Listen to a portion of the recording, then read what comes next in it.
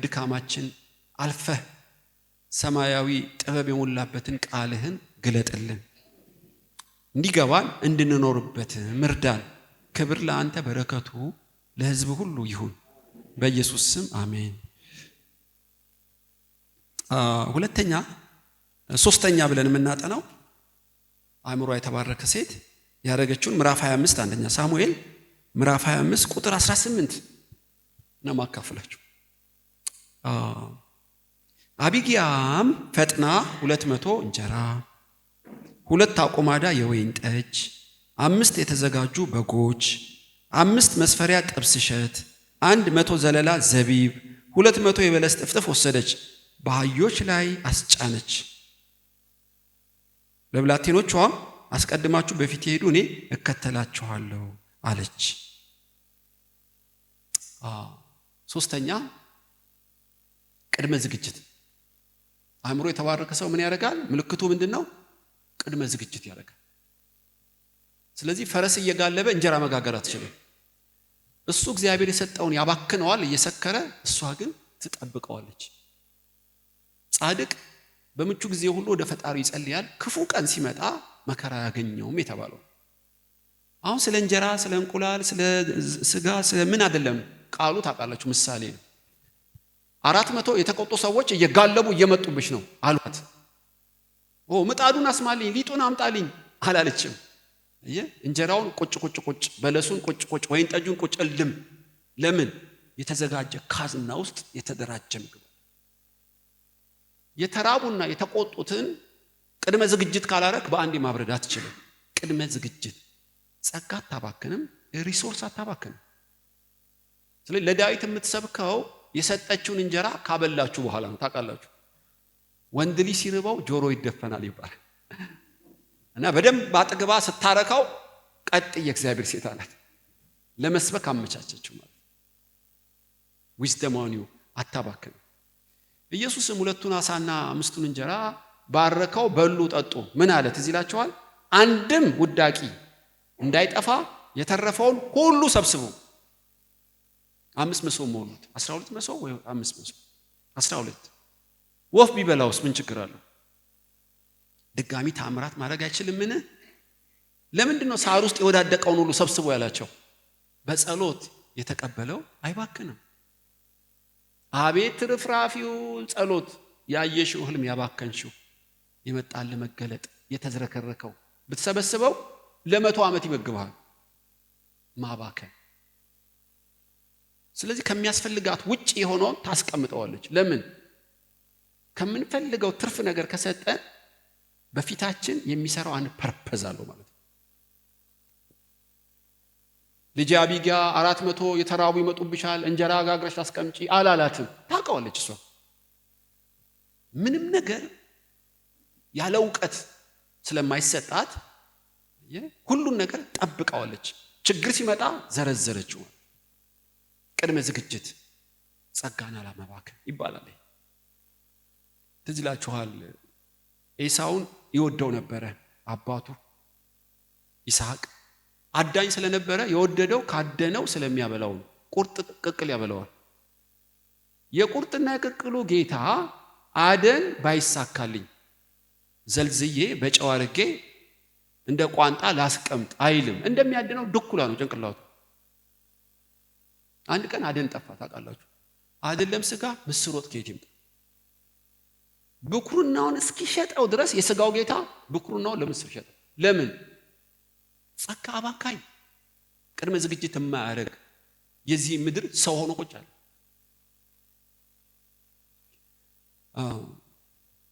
አባታችን አብርሃም በዚህ ታወቀ ነው።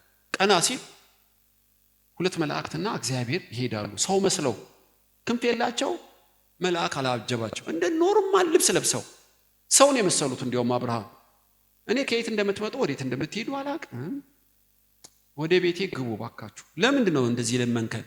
ትንሽ ውሃ ለእግራችሁ፣ ቁራጭ ቂጣ ደግሞ ለሆዳችሁ ላቀም ይሻሉት። በመምሬ አድባር ዛፍ ተቀመጠ። ዛፍ እንደ ሳሎን ቤት ነው፣ ድንኳን ውስጥ ነው የሚኖረው። 3 የሰማይ አካላት ተቀመጡ ማለት ነው። አብርሃም ሮጦ ገባ ወደ ድንኳኑ። ትዝ ይላችኋል ሲጽፍልን ሙሴ ያዘጋጀውን የሰባ ጥጃ የተሰለቀ ዱቄት እርጎና ወተት ይዞ መጣ። ያለው ቂጣ ያመጣውስ የጥጃ ስጋ፣ ያለው ውሃ ያቀረበውስ እርጎ ነዋ። እርጎ በአንድ ቀን አይረካም፣ ጥጃ በአንድ ቀን አይሰባም። ድንኳን ትምሰላችሁ እንጂ ሙሉ ነች ቤቷ። በጻድቅ ቤት ብዙ ኃይል አለ፣ በሰነፎች ቤት ግን ሁከት ብቻ ነው ይላል። ድንኳን ትመስላችኋለች፣ በጣም አስገራሚ ድንኳን ነች። እነሱ ሲበሉ ቆመዋል። ወይ አብርሃም ምን አይነት ሰው ነው! ድሃም ይመስላል፣ እጅግ ባለጠጋ ነው። እንደሚመስለው ነው። ቂጣ ብሎ የጥጃ ስጋ እኮ ነው ያበላል። የተሰለቀ ዱቄት እኮ ነው ጋግሮ ያመጣው። እርጎና ወተቱስ እንዴት ይጣፍጣል እያሉ ሊሸኛቸው ሲወጣ አብርሃም አለው፣ ስሜን ታውቃለህ እንዴ? ወይ ስሜን? ሰዶም ጎሞራ ኃጢአቷን ሪፖርት አደረጉልኝ፣ ከመደምሰሷ በፊት ቼክ ላደርግ ነው መወርደው። አምላክ ነህ እንዴ? እንዳልከው ነኝ። ሰው መስዬ ቼክ አደረኩ። አብርሃም አቤት እንግዳ አቀባበል፣ አቤት ትህትና፣ አቤት ቅድመ ዝግጅት። ስምህን ቅጽል ስም ላወጣልህ ነው። ማ ብለህ? ወዳጄ ብያለሁ። ተመቸኝ ድንኳን። ታውቃላችሁ ትቆማለህ። እግዚአብሔር እቆማለሁ። አብርሃም እንደ ጓደኛ ያወራው ጀመር። ስለዚህ እነዚህ ሁለት መላእክት ወደ ሰዶም ጎሞራ አቀኑ እና ምሽት ላይ ሲደርሱ በሰዶም ጎሞራ በር ላይ ሎጥ ነበር። እባካችሁ ቤቴ ግቡ፣ ሜዳ ላይ ማታድሩም። አይ አንገባም። ጭቅጭቅ ዝብዝብ አደረጋቸው። አብርሃም ላይ አልዘበዘባቸውም። ታውቃላችሁ ቶሎ እሺ ነው ያሉት። ለሎጥ ግን ቶሎ እሺ አላሉ። ለምን ቶሎ እሺ አላሉ ማለት ነው? ቤቱን ሲያዩት ዝርክርክ ነው እና ሲገባ ሎጥን ቂጣ ጋግሮ አበላቸው ይላል። በምሽት ሁለት ልጆች አሉት፣ ሚስት አለች የለችም። በምሽት ምን ያዞራታል? እኔ አላውቅም ምን እንደሚያዞራቸው። በከሰዓት እኮ ድንኳኑ ላይ ቁጭ ብሏል። ባሪያው አለ፣ ሚስቱ አለች። አብርሃም የተረጋጋ፣ ያቺን መብረር ነው፣ መሸጥ ነው፣ መግዛት ነው። ቀን ይሰራል፣ ሌሊት ይሰራል። ቂጣዋ ቅቤ የላት ነው፣ ደረቅ ቂጣ። እፍ ብሎ ቂጣ ሰጣቸው። ወተት የላት፣ ሻይ የላት፣ እርጎ የላት፣ ደረቅ ቂጣ። ለምን? ከከብቱ ብዛት የተነሳ እኮ ነው ከአብርሃም ጋር የተለያዩት። ምድር ለግጦሽ አልበቃቸውም። ያ ሁሉ የከብቱ ጌታ አንድ እርጎ የለው። ቅድመ ዝግጅት የለም። ለድንገተኛ አደጋ ድንገት መዘጋጀት አትችልም። ልባሞች ተዝላቸዋል። በኩራዝ ሳይሆን በጀሪካን ዘይት እንደያዙት በበጎ ጊዜ ቅድመ ዝግጅት ጥበብ ይጠይቃል። ስለዚህ አቢግያ ዶሮዋ 10 እንቁላል ከወለደች ለቤተሰቧ 2 እንቁላል በቂ ከሆነ 8ቱን ትጠብቀዋለች፣ አታባክነው። ያ ይሰክራል፣ ያበላል፣ ይበላል፣ ይበትነዋል። ሰባ ሰገል ኮከብ አይተው ማርያምን ሊጠይቋት መጡ እና ሕፃኑን በግርግም አገኙ። ዕጣን፣ ከርቤ፣ ወርቅ ሰጥተው ሰገዱለት እና ተመለሱ ይላል ቃሉ። ወርቅ ለምን ሰጧት አልኩ። እሺ ንግስናውን ያመለክታል። ዕጣንስ ክህነቱን ያመለክታል። ከርቤስ ሞቱን ያመለክታል። ግን እግረ መንገድ ወርቁን ምን አደረገችው ማርያም? ሎቲ ለአምባር ብራስሌት ስጦታ ነው፣ መብቷ ነው። ግን አላረገችው። ምንም ነገር ወደ አንተ ቢመጣ ለእግዚአብሔር ሐሳብ እንጂ እኔ እንድሽቀረቀርበት አይደለም። ልክ ወርቁን ከሰጣት ማግስት መልአክ ለዮሴፍ ተገለጠለት። እናቱንና ሕፃኑን ይዘህ ወደ ግብፅ ሂድ። ለምን? ንጉሱ ሕፃኑን ሊገለው ይፈልጋል። 3 ዓመት ትቆያለህ። የቤት ክራይ ምንድነው? 3 ዓመት ትራንስፖርት ምንድነው? ቀለም ምንድነው? እንዳይል ወርቁ ይዘረዘራል። በየግራም እየተሸጠ ፋይሉን ዘግቷል። እግዚአብሔር እኮ ሳይደግስ አይጣላም ይላሉ በተረት ባይብል ላይ ባይኖርም። እኛ ጠቡ እንጂ ድግሱ ትዝ አይለንም። ስለባከን ነው ትዝ አይለንም። እና አቢግያ እነዛ ሁሉ የተዘጋጁ እንስሶች ቅድመ ዝግጅት እንዳደረገች አእምሯ ታላቅ ነው ማለት ነው።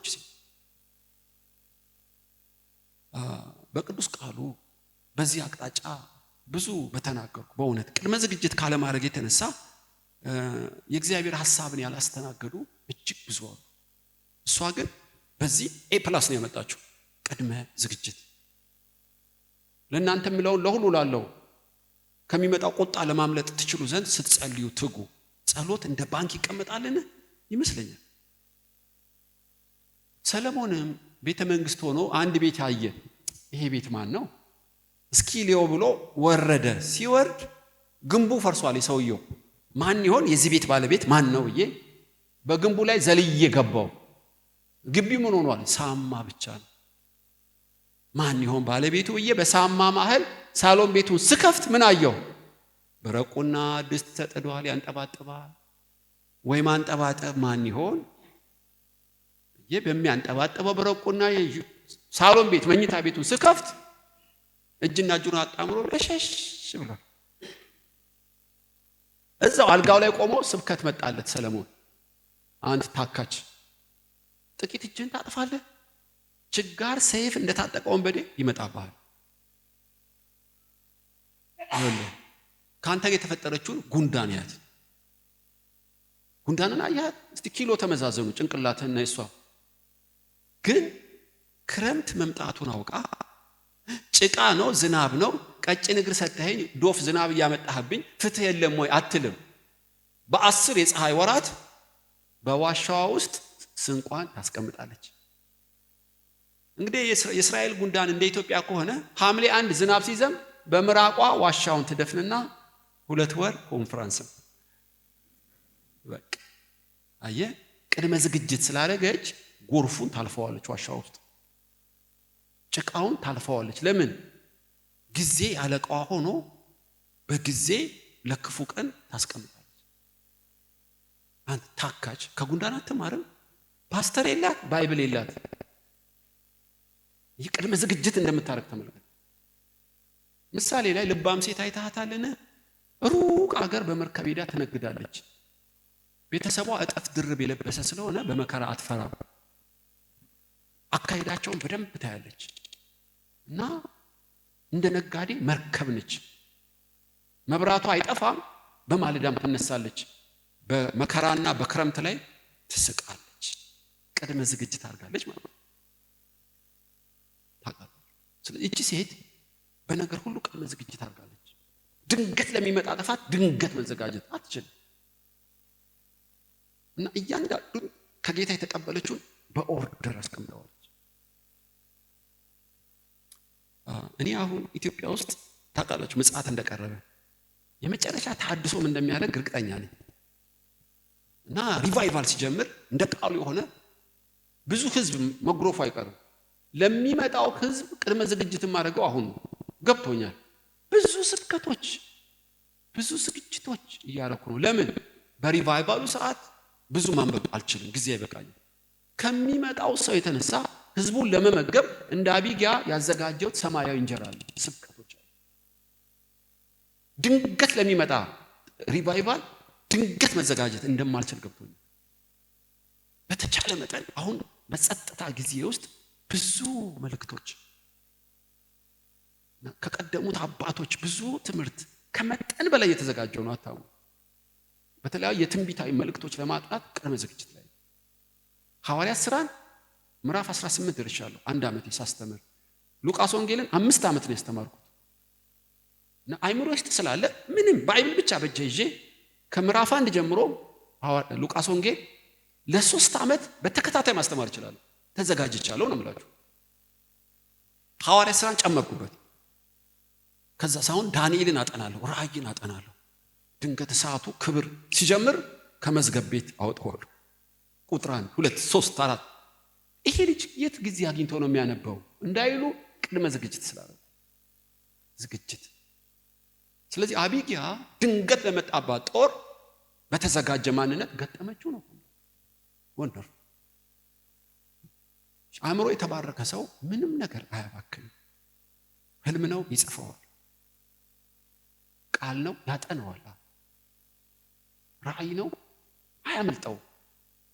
ሁሉን ሪሶርስ በስርዓቱ በጥቂቱ የታመነ በብዙ ይሾማል። እግዚአብሔር ያያል። ዝም ብሎ በመንገደኛ አይሰራም። በቅድመ ዝግጅት አድርገው በተዘጋጁት በሚሰራበት ጊዜ ገንዘብ የሚሆኑት እነሱ ናቸው። ሳሙኤልም በታቦቱ ዘንድ ያድር ነበር። ታቦቱ ዘንድ ምን አለ? እግዚአብሔር ለሙሴ የሰጠው ሕግ አለ። ሌሊቱን ሙሉ አይጠፋም የታቦቱ መብራት ታውቃላችሁ። እና ጭስ የሌለው መብራት ነው በላመ ዘይት ስለሚበራ ሳሙኤል ጥጥት አድርጎታል ቃሉ። ልክ ተቀብቶ ኤሊ ሲሞት አገልግሎቱን ጀመረው። ከዳን እስከ ቤርሳቤ አገር አቀፍ አስተማሪና ነብይ ሆኖ ወጫል። ከየት አመጣው ብትል ከልጅነቱ ጀምሮ የተቀዳ ጥበባል። እንደዚሁ ነው የፈለገ ሰው በቅድመ ዝግጅት ሳይሆን። ሙሴ 40 ዓመት በግ ይጠብቅ ነበር። በግ እየጠበቀ 40 ዓመት በፈርዖን ቤት 40 ዓመት በግ በመጠበቅ 80 ዓመት ነው ያሰለጠነው። ለ40 ዓመት አገልግሎት 80 ዓመት ነው የሰለጠነው። ሐዋርያቱ 3 ዓመት ተኩል በጌታ እግር ስር፣ ጳውሎስም በአረብ ምድረ በዳ ታውቃላችሁ። ቅድመ ዝግጅት ስላደረጉ በሚሰራበት ጊዜ የማያሳፍር ገንዘብ ሆኑ ነው። የተባረከ ሰው ጸጋን አያባክንም፣ ቅድመ ዝግጅት ያደርጋል። በዚህ ዙሪያ አራተኛው ልግባ ከሰዓቱ አንፃር። አራተኛው በጣም ልቤን ደስ ያሰኘው ማንነቷ ነው። ምዕራፍ 25 ላይ የምትለውን ላንብብላችሁ። ቁጥር 25 ምዕራፍ 25 ቁጥር 25 በዚህ በምናምንቴ ሰው በናባል ላይ ጌታዬ ልቡን እንዳይጥል እለምንሃለሁ፣ እንደ ስሙ እንዲሁ እርሱ ነው። ስሙ ናባል ነው፣ ስንፍና አድሮበታል። እኔ ባሪያ ግን ያንተ የተላኩትን የጌታዬን ጎልማሶች አላየሁም። አሁንም ጌታዬ ሆይ ሕያው እግዚአብሔርን ቁጥር 26 አሁንም ጌታዬ ሆይ ሕያው እግዚአብሔርን በሕያው ነፍስ እምላለሁ ወደ ደም እንዳትገባ እጅህም ራስን እንዳታድን የከለከለ እግዚአብሔር ነው። አሁንም ጠላቶችን በጌታ ላይ ክፉ የሚሹ ሁሉ እንደ ናባል ይሆኑ። አሁንም ባሪያዬ ወደ ጌታ የመጣውን ይህን መተያያ ጌታዬ ለሚከተሉት ጉልማሶች ይስጥ። የእግዚአብሔርን ጦርነት ስለምትዋጋ እግዚአብሔር በእውነት ለጌታዬ የታመነ ቤት ይሰራልና የኔ የባሪያን ኃጢአት እባክህ ይቅር በል። በዘመን ሁሉ ክፋት አይገኝብህ። ያሳድድ ዘንድ ነፍስንም ይሻ ዘንድ ሰው ቢነሳ የጌታዬ ነፍስ በሕያው ወገን በአምላክ በእግዚአብሔር የታሰረች ነች ትሆናለች። የጠላቶችን ነፍስ ከወንጭፍ እንደሚጣል እንዲሁ ይጥላታል። እግዚአብሔርም ለጌታዬ የተናገረውን ቸርነት ሁሉ ባደረገልህ ጊዜ በእስራኤል ላይ አለቃ አድርጎ ባስነሳ ጊዜ በከንቱ ደም እንዳላፈሰስክ በገዛ ሕሊናህ እንዳልተካስክ ይህ እንቅፋትና የሕሊና ጸጸት በጌታ አይሆንልህም። እግዚአብሔር ለጌታዬ በጎ ባደረገልህ ጊዜ ባሪያህን አስብ። እያንዳንዷ ቃሏ አንድ ቮሊዩም መጽሐፍ ይጽፋል። በእውነት የምትለውን ይሁን። አራተኛ ምን ትለዋለች? ሰውን ሁሉ እንዳመሉ ቻል፣ የእግዚአብሔርን ሥራ በእግዚአብሔር ጊዜ አድርግ፣ ጸጋን አታባክን፣ ቅድመ ዝግጅት አድርግ። አራተኛስ እግዚአብሔር እውነተኛ ዳኛ ነው፣ ብድራትን የሚሰጥ ነው፣ ፍትህ የሚበይን ነው። ስለ እግዚአብሔር ልንገር፣ ስለ ሰው ነገርኩ፣ ስለ ጊዜ ነገርኩ፣ ስለ ስጦታዎች ከጌታ ስለተቀበልነው ንብረት ነገርኩ። አራተኛስ ስለ እግዚአብሔር ልንገር። እግዚአብሔር ማን ነው? ዳዊት እሱ እኮ እውነተኛ ዳኛ ነው። ምን ለማለት ፈልገሽ ነው አላት። ናባል ስንፍና እንዳደረበት 100% እርግጠኛ ነኝ። አንተም የናባልን በጎች በቅንነት እንዳገለገልክ የታወቀ ነው። ለዚህ ብድራት ለናባልም ለአንተም ለኔም ፍትህ የሚበይን ማን ነው? በዙፋኑ ያለ እግዚአብሔር። የተነቀነቀ መስፈሪያ ለእያንዳንዱ የሚሰጥ እሱ ዳኛ ነው። የእግዚአብሔርን የፍትህ አሰራር ታውቃለች ማለት ነው። አንተ ስለሰደበህ በሰይፍ ወንድ ሁሉ ልትቀነጥስ ነው። እግዚአብሔር ግን ወንጭፍ በድንጋይ በወንጭፍ እንደሚጣል ነጥሎ የሚመታ እሱ ነው። አንተ እንክርዳድ ነቅላለህ እሱ ስትል ስንዴ ልትነቅላለህ። እግዚአብሔር ግን እንክርዳዱን ብቻ መንቀል ይችላል። ነጥሎ ነው የሚመታው። ናባል በሰደበህ ወንዶች ሁሉ ልትገድል ነው። ነጥላት መታም አንተ። የእግዚአብሔር ፍትህ አሰራር ልንገርህ፣ ናባልን እንደ ወንጭፍ ነጥሎ ነው የሚመታው።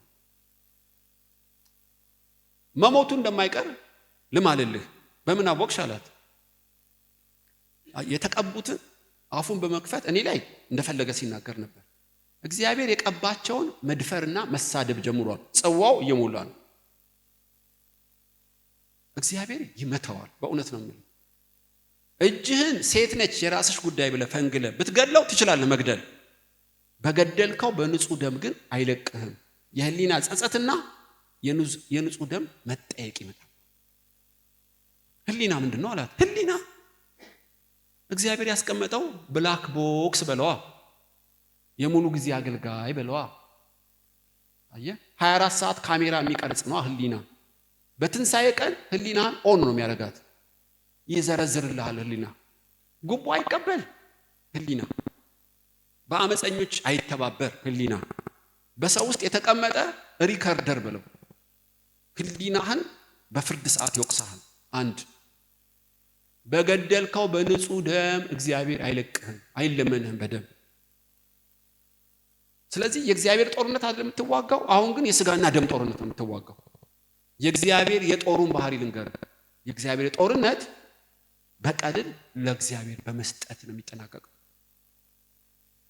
መበቀል አያምርብህም ዳዊት፣ አትችልምም። በቀል የእግዚአብሔር ነው። ስለዚህ ብድራትን የሚሰጥህ ናባል ሳይሆን እግዚአብሔር ነው። የናባልን በጎች ጠበቅ፣ ፍትፍት ምግብ ጠበቅ ከሱ። ፍትፍት ምግብ ቢሰጥህ በአገልግል የምስጋና ወረቀት ቢሰጥህ ነገ ይጠፋብሃል የበላኸው። የእግዚአብሔር ብድራት ግን የታመነና ዘላለማዊ ነው። የታመነ ቤት ይሰራልሃል እኮ ማለት መስኮትና በር ያለው ጂ+ ምናምን አይደለም። ታውቃለች በዘመናት ሁሉ መብራቱ የማይጠፋ ከልጅ ልጆች የሚተላለፍ ስርወ መንግስት በምድርና በሰማይ ይሰጣል። ይሁን እግዚአብሔር የሚሰጥ ብድራት ከናባል ከጠበቀው ከሰማይና ምድር ይርቃል። እኔ ለምን ይመስልሃል የማልድለት ለናባል? ከሱ ሀብል የአንገት ሀብል እንዲገዛልኝ ነው አይደለም። ቁጣህንም አበርደው ለናባል የማልደው ብድራቴ ከሰማይ ስለሆነ ነው። ያደርገዋል ልማልልህ አለችው። ስለዚህ ትጉ የሚያደርግ ሰይፍ አምጡልኝ እስኪ ነጋ እገላለሁ የሚያሰኝ ምን ይመስልሃል? የናባል ስድብ አይደለም፣ ስለ እግዚአብሔር የፍትህ አሰራር ስለማታውቅ። እሱ እንደ ሰው አይቸኩልም እንጂ ለእያንዳንዱ የተነቀነቀ መስፈሪያ የሚሰጥ በሰማይ በጸጥታ አለ።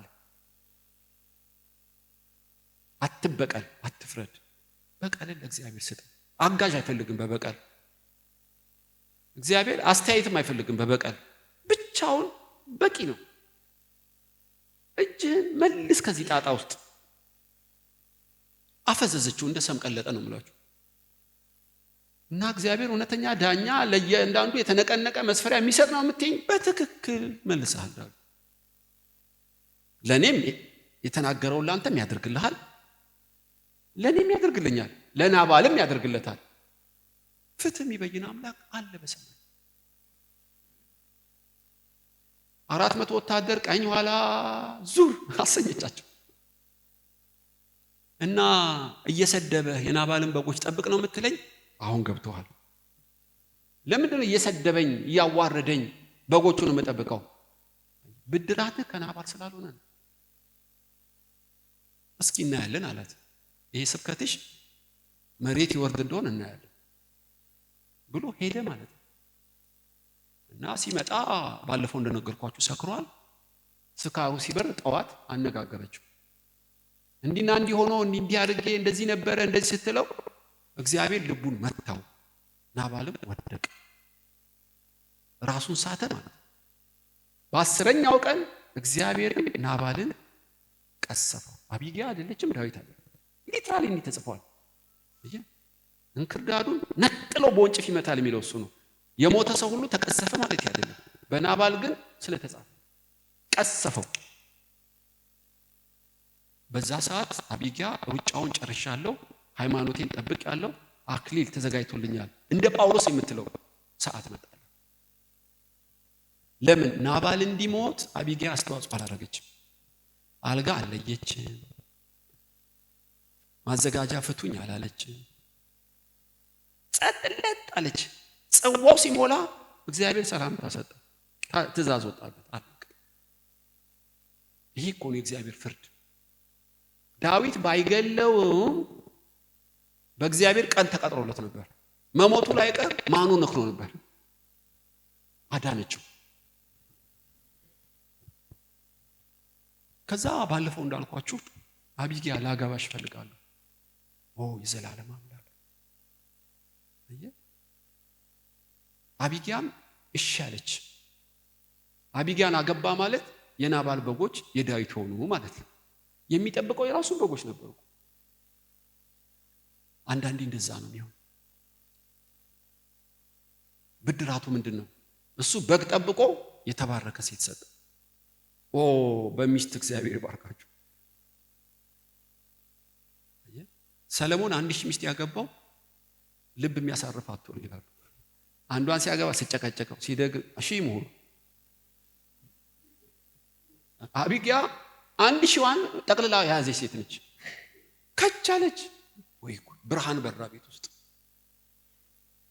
ሰማይ ተከፈተ እኮ ነው የምትሉት፣ ወይም ምንጭ ተነደለ ነው የምትሉት። እቺ ሴት ውስጥ ገና ስትገባ ክርስቶስ ነው የሚገባው። እሷን ተውሶ ወይ ጉድ!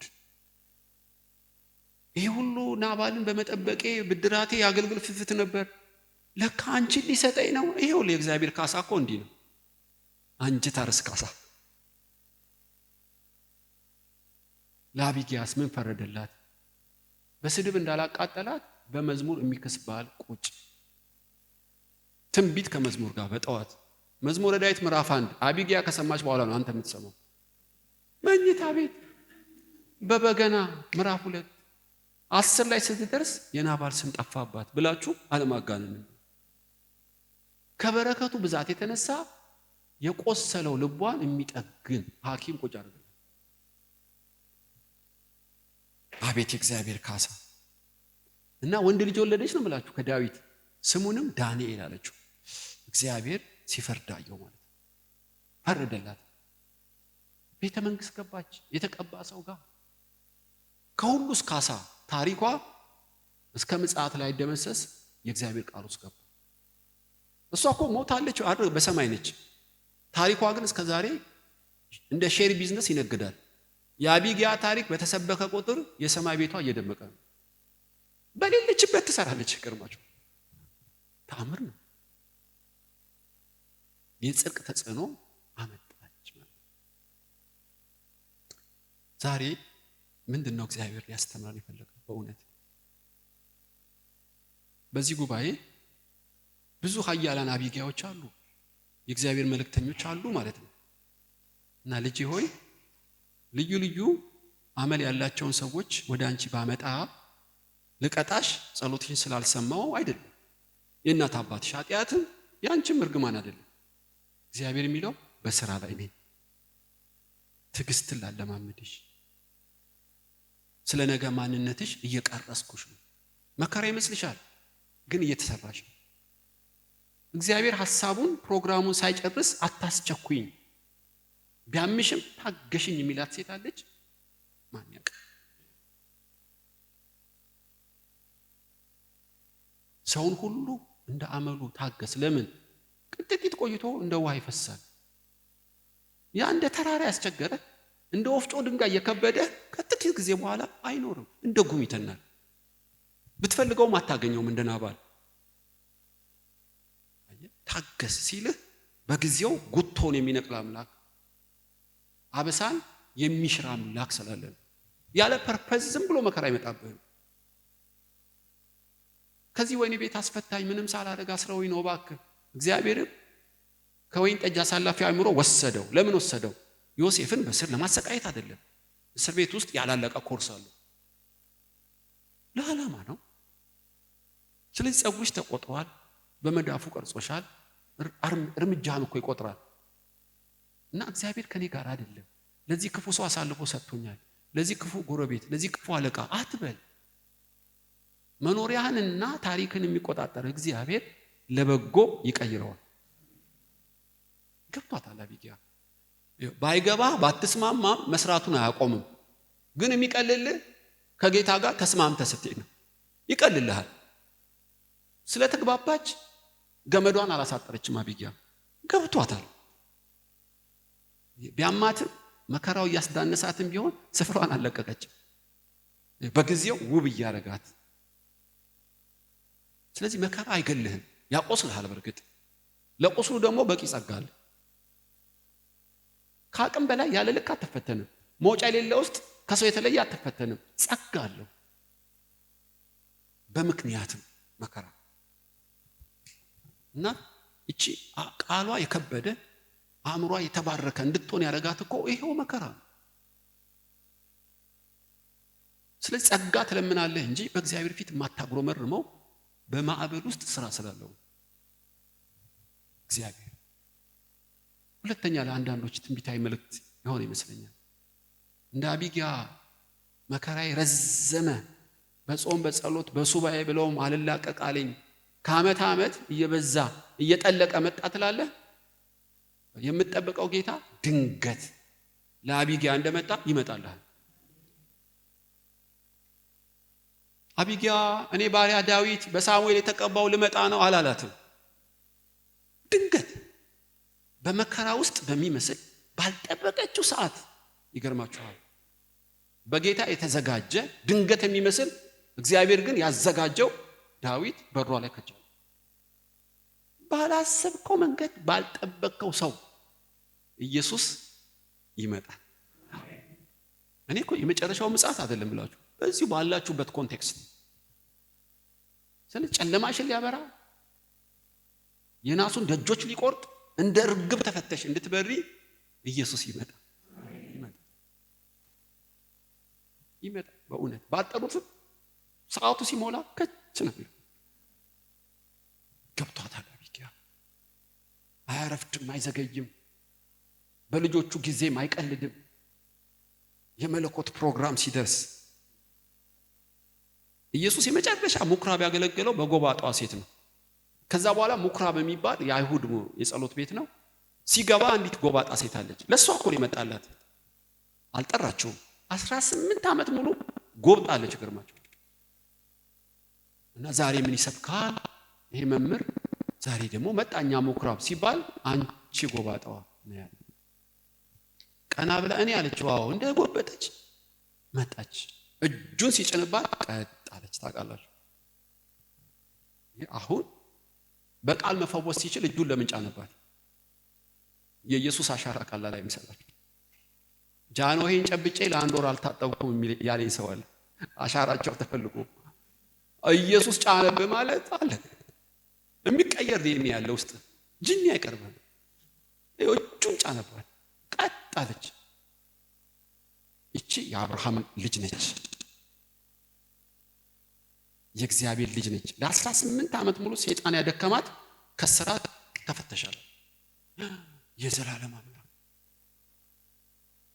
18 ተቆጥራለ እንዴ? ዓመቴ እያንዳንዷ ቀንሽ የተመዘገበች ልጅ። ለምን እስካሁን ቆየ? ለዓላማ ነው። አሳልፌ ሰጥቼሽ አይደለም፣ በጉብጥናሽ ልቀልድ አይደለም። ፐርፐዝ አለኝ። ይኸውልሽ ጤነኛ ሆነሽ ቸርች ከምታገለግዩ ይልቅ እቺ ቀን እስከ ምጽአት ትመዘገባለች ባይብል ላይ። ባንቺ ቀና ብሎ መዝለል ምንም ሳትሰብኪ ብዙዎች ጌታን ይቀበላሉ።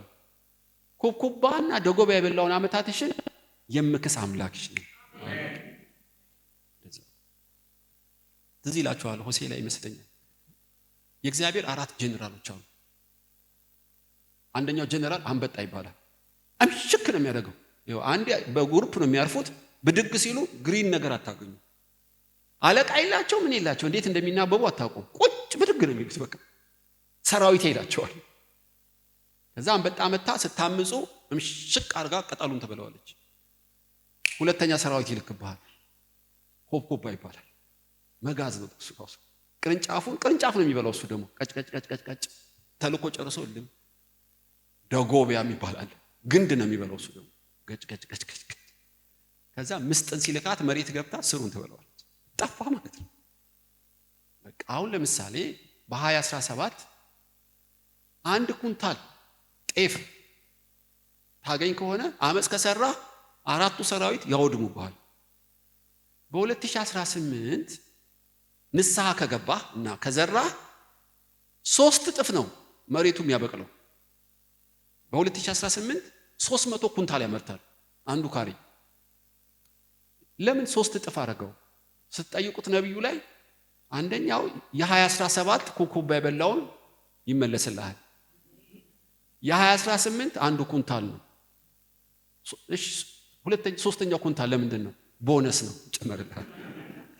እንዳታለቃቅስ እኮ ነው። ያለፈውን ጊዜ እንዴት እንደሚያጣጣው ነው እኮ የምነግራችሁ። ኢየሱስ ኢየሱስ እያልኩ ሳላገባ ሳልሰራ ስትነ ልክ ሲጎበኝህ ያለቃቀስክበትን በአንድ ጊዜ እንዴት እንደሚያስፈነጥረው ይችልበታል። የካሳ አምላክ ያለቀሽበትን እንደ ጌሾ የተወቀጥሽ እንደ በሶ የተበጠበጥሽበትን የሚክስ አምላክ ከችላል ይመጣ። አሰራሩ ግርም ነው የሚለኝ በእውነት። እና እግዚአብሔር እንደ አቢጊያ ለሷ ዳዊትን የላከው ለዚህ ጉባኤ ራሱ ኢየሱስ ይመጣል። እሷን ወደ ቤተ መንግስት ነው የወሰዳት። ኢየሱስ ወደ ክብሩ ነው የሚወስዳት። አለቀ። ስለዚህ በአንተ የምሰራው ታላቅ ስራ አለኝና ጸጋ አታባክን ልጄ። ጻፍ፣ ተዘጋጅ። ለምን የሚመጣው በረከትን በዚህ ማንነት አትቋቋመው። እግዚአብሔር በሚሰራበት ጊዜ ገንዘብ ለመሆን ጸጋ አታባክን የሚለው ሰው አለ። እኔ አንዴ እዚህ ደቡብ ክልል ሄጄ ነበር። አርባ ምንጭ ገረሴ የሚባል ቀበሌ። ከሰኞ እስከ እሁድ አገለገልኩ። ኮንፈረንስ ነው ሜዳ ላይ እና እሁድ በቃ ጨርሼ በጋርደው ልበላ እየተጠበሰ እርሻ ውስጥ ገብቼ መጸለይ ጀመርኩ። ጌታ ኢየሱስ ያኔ ቀኑ ሳሎን ቤትሽ ገባው በቦርሳሽ 1 ብር ስልክ ቁጥርሽ በሚባልበት ዘመን ነው የምላችሁ። አሁን እየበረደ ነው በርግጥ። እኔ ምንም አይታየኝም ጌታ ሆይ፣ ምንም አልሰማም። እነሱ ሳሎን ቤት ገባው ይላሉ ቁጥር፣ እኔ ምንም አላይም። ምንድን ነው የጎደለኝ? ለምን አይኔን አትከፍተውም? እንደ ልጅ እከራከር ነበር። ጮኩ እና ገንዘብ ቢመጣ አሳሳታለሁ። ክብር ያሳስተኛል። ተቃራኒ ጾታ ነው። ምንድነው ችግሬ ነው የምልህ። ምንድነው? እንደ ልጅ ጮኩ። በቆሎ ውስጥ አለቀስኩ በእውነት ናቸው። በኋላ ምንም ጠብ ያለ ነገር የለም። ራበኝ። በቃ ሲርበኝ ሻማ አየሁ እዛ ክፍላቸው ውስጥ። ረስተውኝ ወይም ጠፍቼባቸው እየበሉ ነው። ጥብሷ ሳታልቅ ብዬ እልም ብዬ ገባሁ። ከፍቼ ስገባ ለካ በጋሞኛ ተንበርክከው ነድሯል። ቤቱ ነድሯል ነው የምላችሁ። እኔ ቋንቋውን ባልችልም ጸሎቱ እንዳይረበሽ ቀስ ብዬ ዱካ ወንበር ላይ ብርክክ ስጸልይ አንድ ሰው መጥቶ እጁን ጫነብኝ። ሊትራሊ ካውያ የተቀመጠብኝ ይመስል ተቃጠለ ሰውነቴ እና በጋሞኛ ይለቀዋል። ይሄ ትንቢት ለኔ ነው። ማን ይተርጉምልኝ? ማን ነው ወደ አማርኛ የሚተረጉምልኝ? ስለ አንድ የሚተረጉም ሰው መጣ። ቄስ ለአንተ እኮ ነው የሚናገር። ገብቶኛል ብራዘር ተርጉምልኝ። ምንድን እያለ ነው? ቀጥል አለው። እኔ የምልህ በቆሎ ውስጥ ቆመ ምንድን ነው የጸለይከው? እንዴ ምንድን ነው የጸለይኩት? አይኔን የማትከፍተው ጆሮዬን የማትከፍተው ሪቫይቫል መቼ ነው የሚጀምረው ብለሃል እንዲህ አለኝ። ብያለሁ ብራዘር ብያለሁ። እግዚአብሔር እንዲህ ይልሃል አለኝ። ምንድን ነው የገደለኝ? ጠይቅልኝ። ልብህን ሳየው ምንም የተዘጋጀ የእግዚአብሔር ቃል እውቀት የለም። ጉልበትህማ ለጋ ነው፣ ገና አልተንበረከክም ይልሃል አለኝ። እንዴ ከዚህ በላይ እንዴት ላንብብ?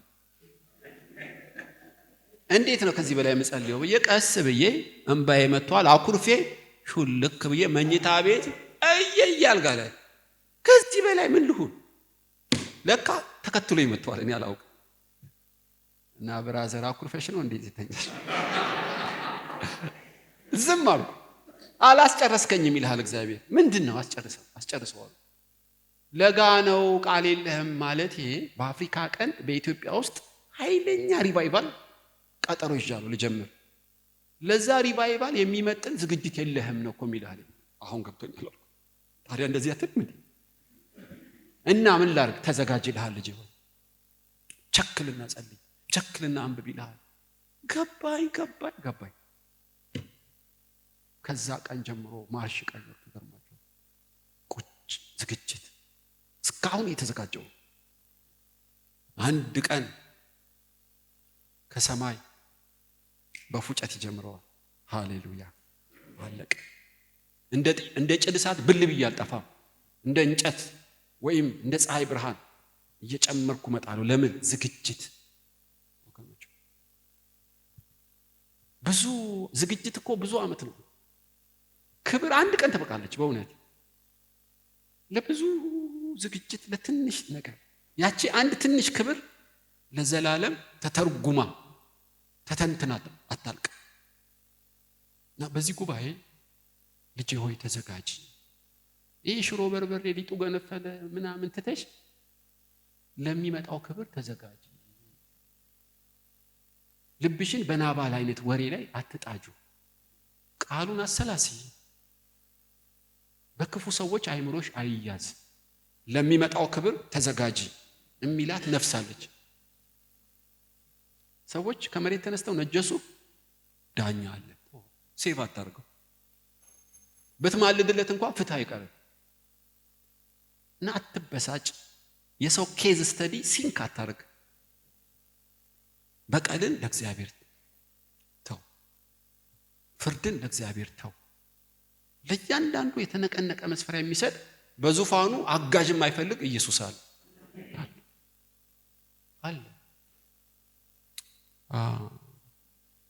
ወገኖች ሆይ ልጸልይላችሁ ፈልጋለሁ እንዳላደክማችሁ። ሰዓቱ ሞልቷል። በእርግጥ ግን ጥቂት ልጸልይ። በዚህ ጉባኤ መልእክት አለኝ። በእውነት እንደተቀመጥን እግዚአብሔር የሚላችሁን ስሙ። አሁን ያላመመው ያልደከመው ቆሞ ቢጸልይ ደስ ይለኛል።